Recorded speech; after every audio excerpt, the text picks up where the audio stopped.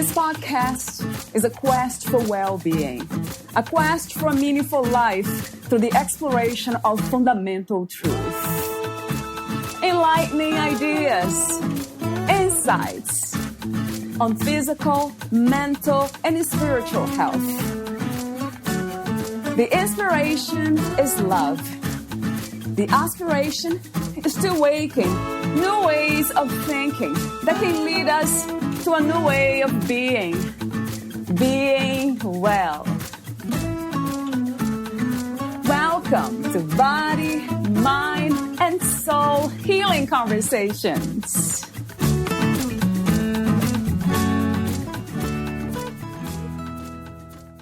For the first time in history, we are not only living longer, but everyone also has an important choice to make. Commit to a meaningful, purposeful life of incline as we get older, or believe that a new stage, one of steady decline, is inevitable. What is not helping is that in the media and society in general, there continues the somewhat negative connotation surrounding the concept of aging. We need to change the mindset for it.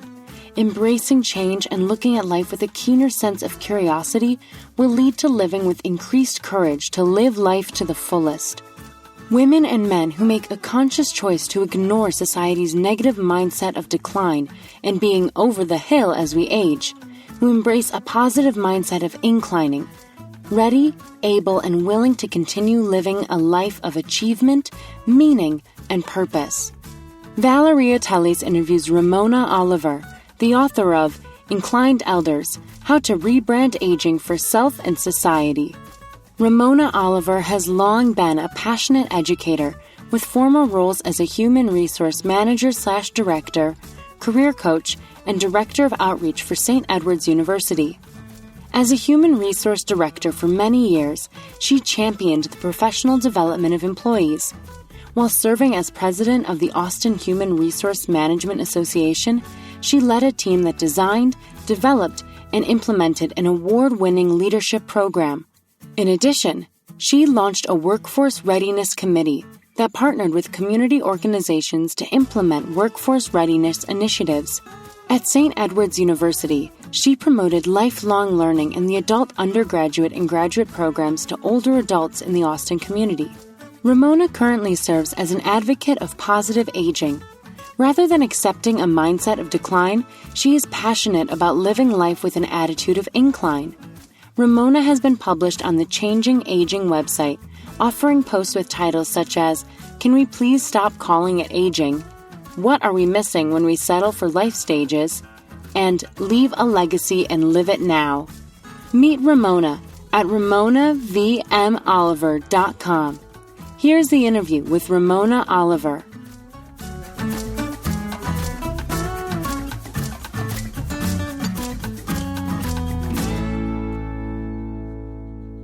In your own words, who is Ramona Oliver? In my own words, who am I? Well, at this point in my life, I'm an advocate of positive aging. I actually have reinvented myself many times over the years as far as my career and my professional, personal life as well. But I'd say that the common thread that has always run through everything that I've done is to not only develop myself, but also support others in their personal development. That has led me into career paths such as human resource manager, director for many, many years, where I empowered employees to be the best they could, not only personally, but professionally. I also served as the career coach for many years and enjoyed helping people to give them the tools so that they could make a transition in their own careers. And I then ended up at St. Edward's University, which is a local university. I'd actually gone back to school as an adult in my 50s and completed my undergraduate degree. And I enjoyed that journey so much that I just stayed on and did my master's. I'm a true proponent of lifelong learning. And I think that's so important to all of us, regardless of what our age is. And I think especially as we get older. So at this point, as I mentioned initially, I would say that I'm an advocate of positive aging. I have Interestingly, several years ago in my 60s, I took a look around me and became very aware of the fact that, well, most of my friends were continuing to live meaningful and purposeful lives. So many other older adults had bought into society's negative connotation about aging, that it's all about decline and over the hill. And I became so incensed with that I decided to research to see what the other aspect of aging would be. And this is where I started doing a lot of research surrounding positive psychology, anthropology, and sociology. And eventually I became just so engrossed in the topic that I decided to write a book to add my voice and perspective to the conversation. So that's where I am today. And I plan to continue to support others in their quest for living the most meaningful and purposeful lives that they're able to, as they adopt the attitude of inclining through their life rather than declining. I love the way you say that's who I am today. And that brings me to the question about meaning and purpose, but specifically purpose. Do you believe we have one specific purpose in life or many of them? No, I think we have many of them and they vary throughout our lives, but I think bottom line, without purpose, we're more vulnerable to boredom, anxiety, and depression. So having a purpose can provide a powerful positive effect. It can also enhance our self-esteem and our self-confidence. Various studies that I looked into indicate that having a purpose makes us healthier and more resilient and even affects our mortality. But I also look at purpose, I call it, it's either a big P or a little p, and it can be a combination of both of those. Big P meaning it can be your career, it can be a special project you're working on, something major and impactful, or it can be something that's a little p. So people can find purpose in raising their children or being involved with their grandchildren's lives or being of service to others in a volunteer capacity or having a special project that really they're passionate about. So all of those things can be considered purposeful. And interestingly, the inclined elders that I spoke with for my book shared a sense of purpose in their lives. So that's certainly a trait of those who have chosen to continue to incline in their lives. So another question I have for you, the warm-up questions, is about balance. And something else came to mind. So I'll ask you those two questions. What is your understanding and idea of balance? And also, what does it mean to live a simple life? Well, to me, and I think this is sort of woven throughout my book, that to have balance, you have to have a sense of, and I look at the holistic approach of the mind, the body, the spirit. As you've gathered, I'm very much into physical fitness. I practice yoga, Pilates, Nia, Tai Chi, and some other areas. And I think that creates a balance as far as my physical aspect, my body. But I also am very much into lifelong learning. So there's balance there. And I think that people need to have whatever their definition of balance is going to be, but there needs to be something on both sides to even out so that you feel fulfilled. And again, you have meaning and purpose in your life. And what was the second part of the question again, Valeria? The simple life, this idea of a simple lifestyle. What comes to mind when you hear that? Well, I think that's something that a lot of people, as they're aging, realize that it's important to, as they perhaps, what's the term that's used to reduce the amount of things that they have in their lives. You know, we are so used, especially in this culture, to have a lot of stuff. And I jokingly say that people get so much stuff that they then have to rent a storage capacity to store their stuff, and then they forget they have stuff, so they go and buy more stuff. True. I think that so many people that I spoke with, even for the book, made that comment that they're downsizing and they're just living a simpler life, really appreciating those things that matter to them most rather than all of the personal possessions. I mean, we hear stories about, I actually have a very good friend who, gosh, it would have been almost 5-6 years ago now, in her mid-60s, and she's still doing it. She sold her home. Actually, it was a ranch. So she sold the ranch, and she bought an RV, and she's been traveling all over the U.S. And there's an amazing group of not only men but women as well that have taken that lifestyle. There's also those that have these small houses, and the movie that came out recently, the Nomad Land, I think it's called, again, that speaks to the fact that people are respecting more a simpler lifestyle. I love that idea, though, for some reason. Instead of adding, kind of, not necessarily removing things or throwing them out, but just giving them less importance. Exactly. And what is another word for aging, Ramona? Another word for aging, getting older. I like to use the term incline, and that's become synonymous with me because, let's face it, we're the day that we're born.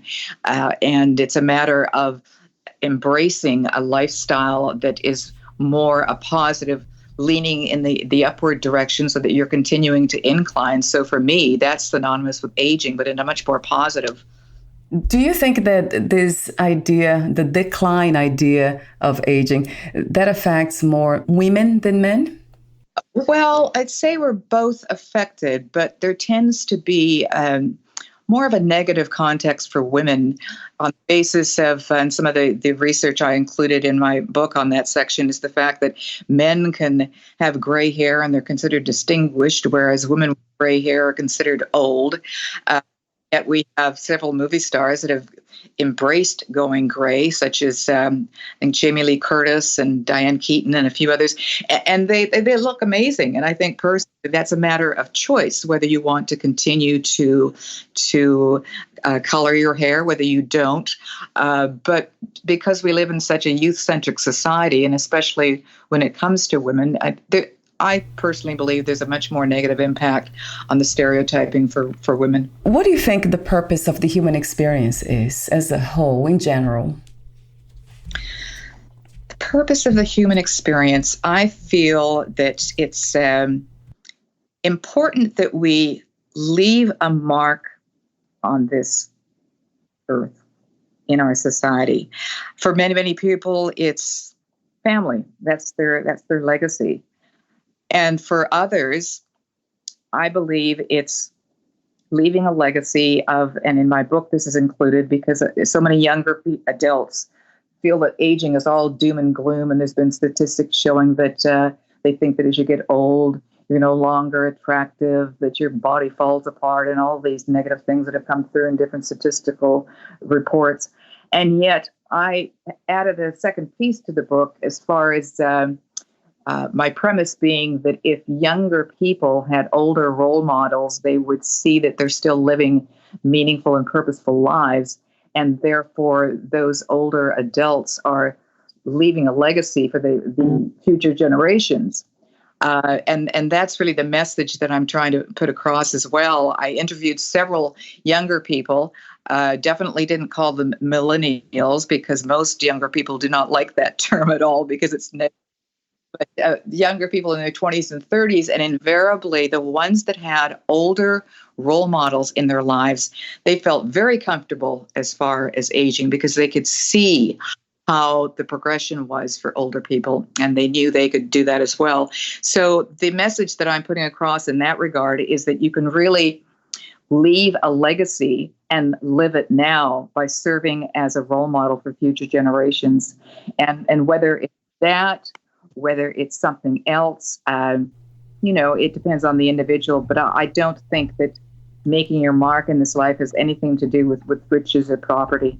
In your book, you do mention, you have a phrase there that's really beautiful and powerful. Let me paraphrase you. You said, legacy is not leaving things for people, but leaving something in people. Exactly. Beautifully written. Where I was going with the aspect of leaving a legacy for the younger generation. I mean, there's no monetary value on that. What And most people think that a legacy has to be property or values, but look at the richness of that legacy in helping the younger generation realize they can continue to live meaningful and purposeful lives rather than it's all about decline. Because nowadays we know that we've had about 20 or 30 years added onto our lifespan. A lot of people, especially those born today, 50% of them will live to be over 100. So we really have to take stock of where our lifestyle and where our society is going and make changes, which is one of the areas I speak to in the book as well. And my last warm-up question is the meaning of freedom. What is to be free from your perspective? Well, it's funny. I was reviewing some of the material this morning, and I think that freedom, I included a discussion of that in the third section of the book, which is empowerment. And I think just to touch on this, that the book has three parts. The first is attitude, the second is growth, and the third is empowerment. And interestingly, and you probably noticed this in the table of contents, but the first letter of each part spells age, A-G-E. Now, in moving to empowerment, of course, empowerment is the process of becoming stronger and more confident, especially in gaining control over your own life. So I see it as having the free will, or freedom, if you will, to adopt a positive attitude with respect to aging, that you choose to commit to a meaningful, purposeful life of incline as you get older. You make every day count. You add movement to your life. You strive for continuous growth through social engagement, both relationships and community, life course model of life versus life stages, which are so rigid, lifelong learning, understanding cultural differences, and embracing your personal wisdom. So to me, I feel that's freedom, that's free will, when you embrace your own self-empowerment. So you wrote the book, Inclined Elders, How to Rebrand Aging for Self and Society. What was the main inspiration to write your book? Well, as I mentioned a little earlier, I became very aware that, myself and my friends were continuing to live meaningful and purposeful lives. There were so many adults that had bought into society's negative connotation about aging, and it really incensed me. So I decided to research, and as I evolved through the science of what I was calling positive aging, I then realized that there was a positive aspect to this, and I thought, well, it would be interesting to interview people in their 40s to 100s and see what they thought about aging, what challenges they might have, what tips and techniques that they used to overcome those challenges.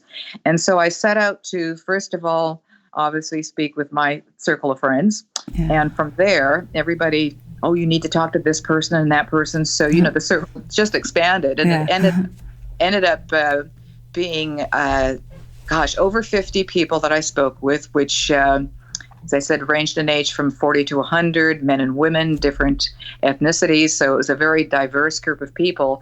And for the most part, those individuals that were inclining, as my term that I'm using, and of course they love that and embrace that too. Of course, I'm inclining. I'm doing this, I'm doing that. From the conversations I had, several common themes emerged from those that were living a life of incline.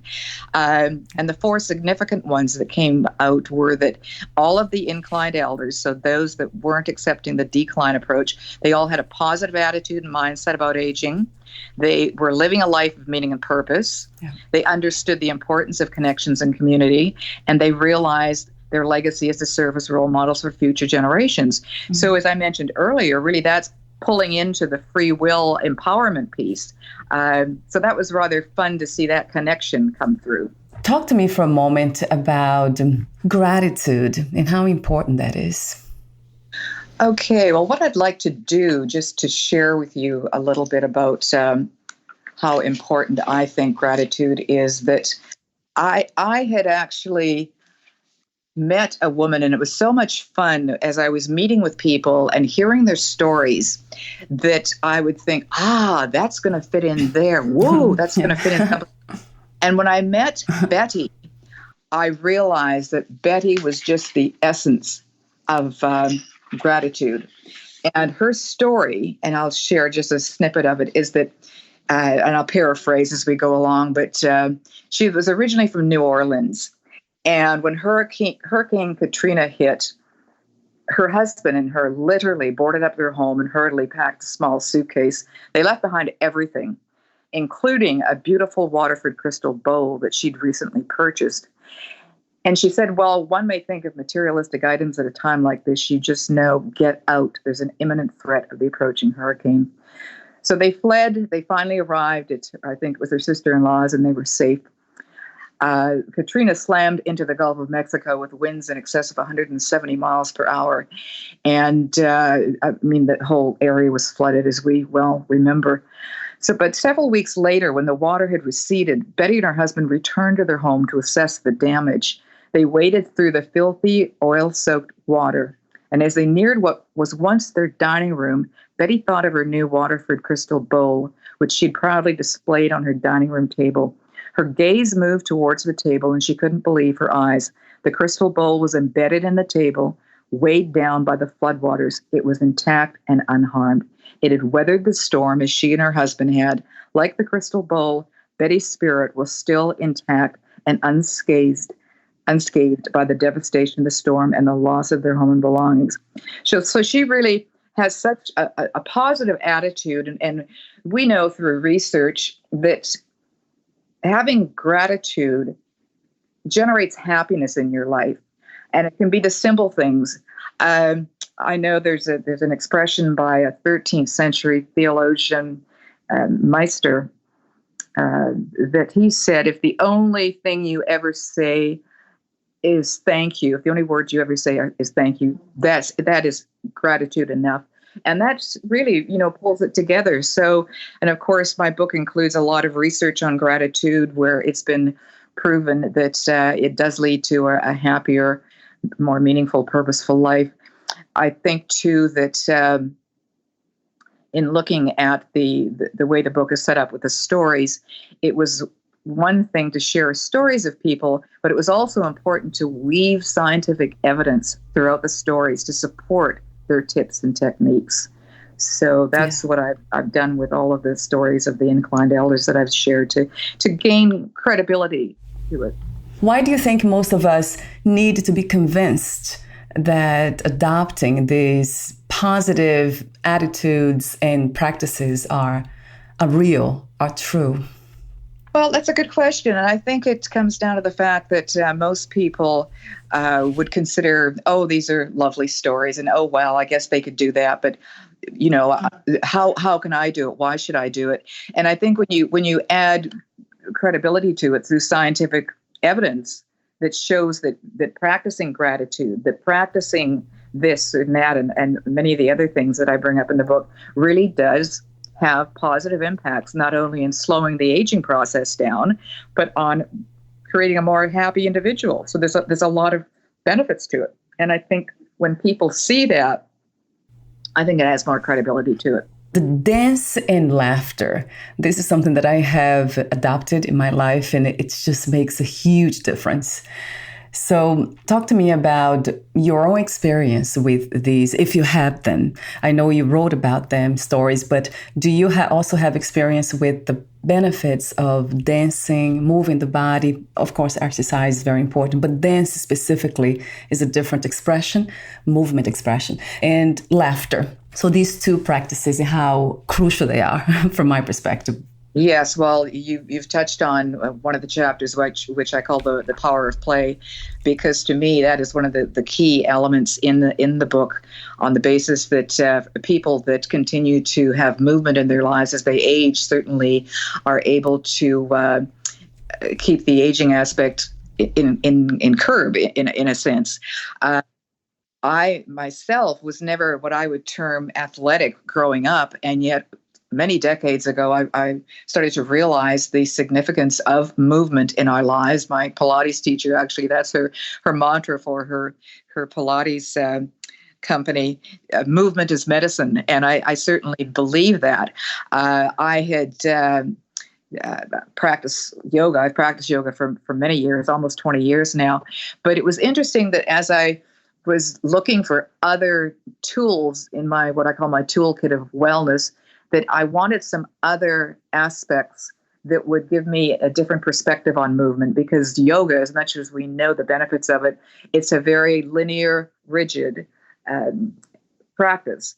And interesting, and again, through some of the connections I had in my yoga class and having this conversation, and they suggested, well, why don't you try Nia? And I'd heard of Nia. I knew it was a type of dance. And fortunately, she had been attending Nia classes. I started them, and wow, it was amazing. Nia is, if you're familiar with it, it's a type of dance that was created in the 80s by two fitness gurus. And it really incorporates movement from yoga, from jazz, from a lot of different movement aspects, and it's dancing. There is I wouldn't call it a choreographed routine, but there is a process that the teacher gets you on. But there's no wrong move. You just move to the music, and to me, it was transformative on the basis that, wow, moving from linear structured movements to fluid, resilient movements, which you get from dancing. I mean, it just, it not only impacted my body with the movement, but my mind as well, because I was thinking in different ways. And it's interesting, as I did my research on movement, and especially dance, that the area of movement that is the best exercise for slowing down the aging process is dancing. And again, that scientific evidence has been proven. So, hey, what fun you can have by dancing. Now, of course, to me, the laughter aspect, laughter is medicine as well. I believe that we need to express ourselves in a positive way, obviously, but just laughter, not only for little things, but even laughing at yourself if you do something that's not to the norm, or that is a little different. Just laughter in general, and sharing that with other people. So that's my philosophy in a nutshell. I love that, Ramona, this idea that we can open ourselves to that more, not to take everything so seriously. Yes, exactly. Because as we're aging, we need to maintain that playfulness. You know, there's certain quotes that I found. One, George Bernard Shaw quoted that we don't stop playing because we grow old. We grow old because we stop playing. And what really put me onto this whole aspect of play was my Nia teacher, in fact, introduced me to Stuart Brown's book, which is called Play, How It Shapes the Brain, Opens the Imagination, and Invigorates the Soul. And it so certainly does. What a wonderful message. Yeah, he outlines these the 7 properties of play. Do you have them in front of you, Ramona? And I think that one that really stands out in my mind is the fact that it's spontaneity, that it's just, you know, off the top of your head. And I think one of the little stories I included was a story about me as a young girl and having listened to Tchaikovsky's The Nutcracker Suite in a music class, and we've been asked to draw flowers that were representative. And I was so enthralled by this that when I got home, I think it was on the weekend, I decided I was going to create my own orchestra in my mother's garden in the backyard. And I had daffodils for this and the roses for something else. And I brought my dolls out, and we had this dance, and it was just, you know, instinctively, it brought such joy. And that's another aspect of playing. It brings such joy to you. And you remember that feeling. And when I think of that story that I shared with the dancing and the flowers in the garden, I can smell it, I can feel it, I can taste it. So it stays with you. It's just, and another interesting aspect, and I'll mention this because it's so relevant to the work that Stuart Brown did. He had been asked to look into the background and reasoning for a young student at the University of Texas back in, I think it was the 60s or 70s, who had gone to the top of the tower, and he had, I think it was a rifle, and he started shooting people. And it was later revealed that this individual had been raised by an extremely strict father who had not allowed him to play. He led a very serious childhood. And eventually, through all of the research that Dr. Brown conducted, he showed that with people that have a lack of play in their lives growing up and the ability to transfer that to adulthood have real social problems. Yeah. So, yeah. Interesting example. That's sad, isn't it? That we lose that. And some of us have never learned to be playful. Yeah. And then as we age, oftentimes people say, oh, act your age when we want to be silly. Right. And that sort of pulls us in. But, one of the studies that I looked at, which was done in Okinawa, Japan by the National Geographic Society, revealed that engaging in activities like playing with the young children was as important as diet and exercise in fostering the Okinawans' legendary longevity of people living to be 100 or beyond. So there's scientific evidence in that as well. Even be around, children, because they're so playful.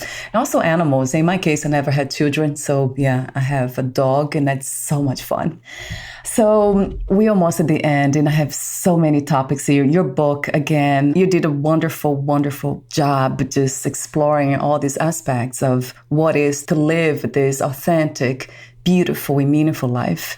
You talk about creativity and explore that area, resilience, courage, learning, just never stop learning, being open, which I kind of connect to the feminine for some reason. We tend to be more open.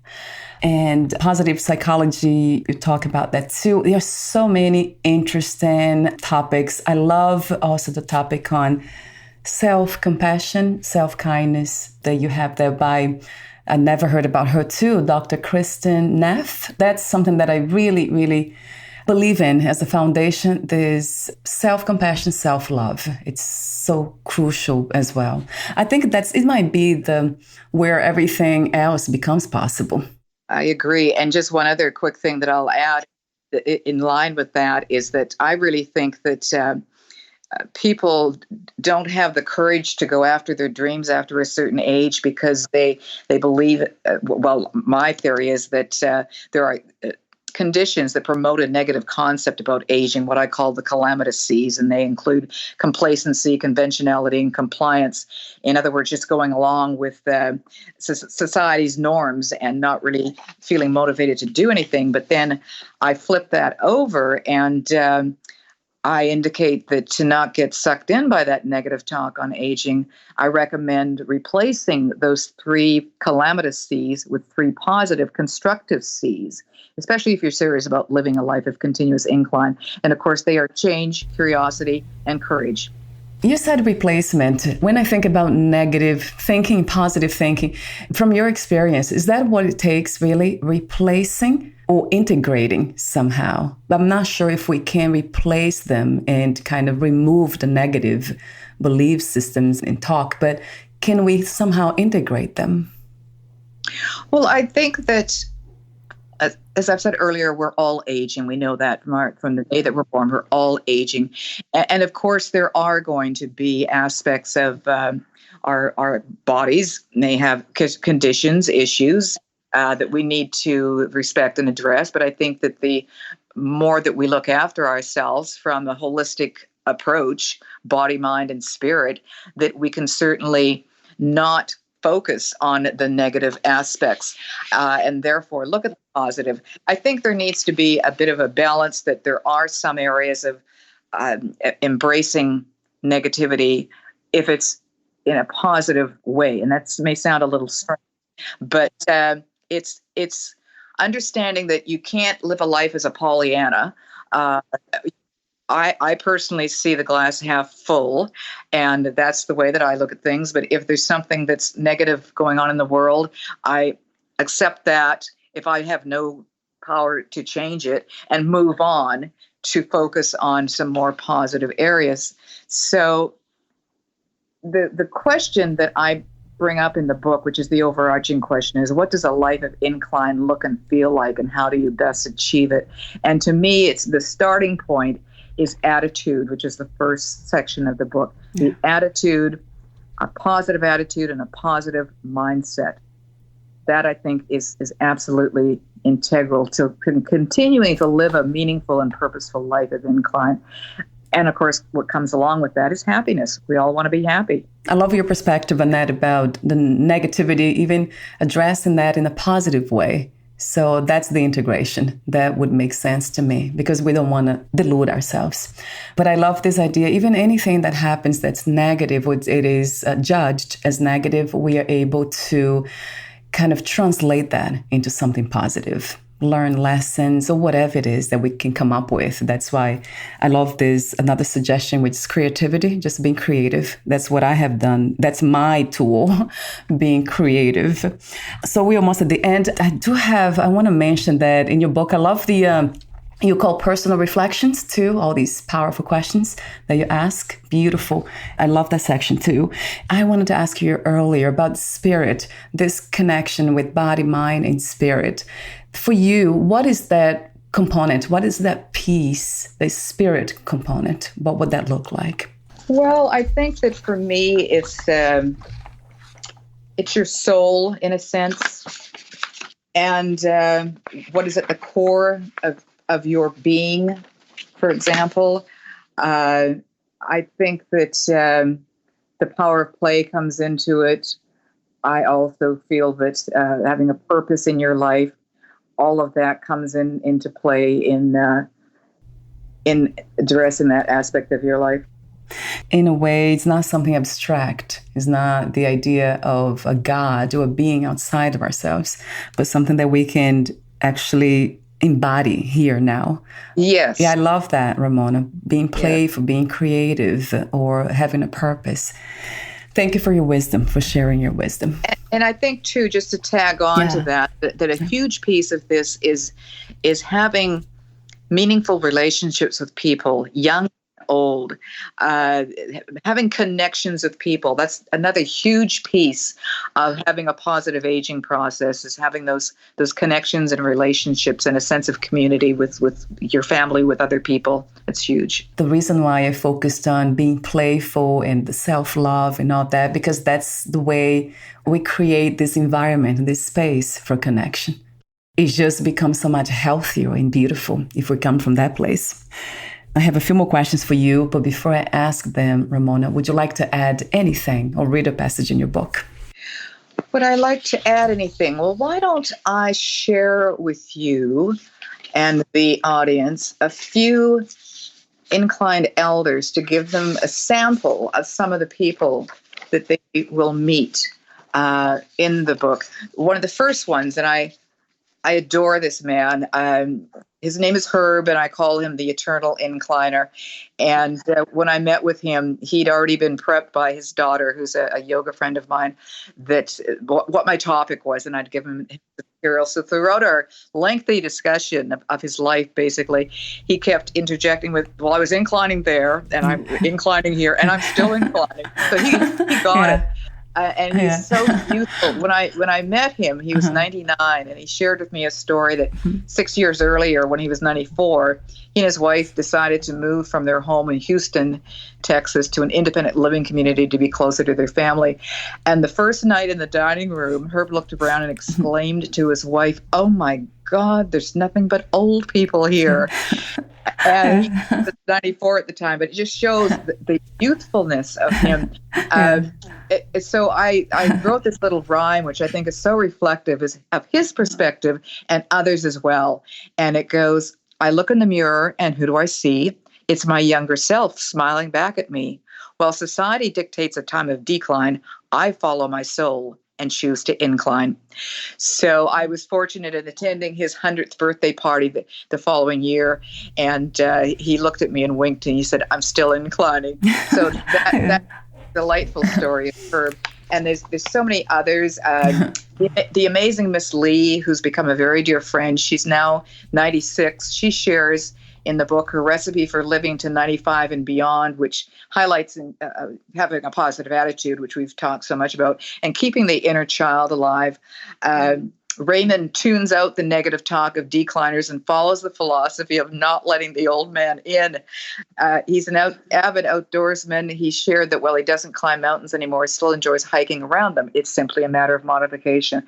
So that goes on, but it gives you a few tips. And then we talked about Betty, of course, and gratitude. And there's so many other real people that have shared their stories. And I think are very touching and very moving. There's a lot of humor in what they've shared as well, but some, I think, valuable lessons for people. I love your work. Thank you so much, Ramona. Thank you. And my last questions to you, let me see which ones. I'll ask you two questions. If you knew you would die soon, meaning leaving the body, would you make any change or do anything in a different way? I'd have to answer no to that because I feel very, shall I say, I feel very blessed. And I know that's a term that's used a lot, but I do feel very blessed because I've led a very good life where I've been able to live my life on my terms, basically, as far as being the best person I could be.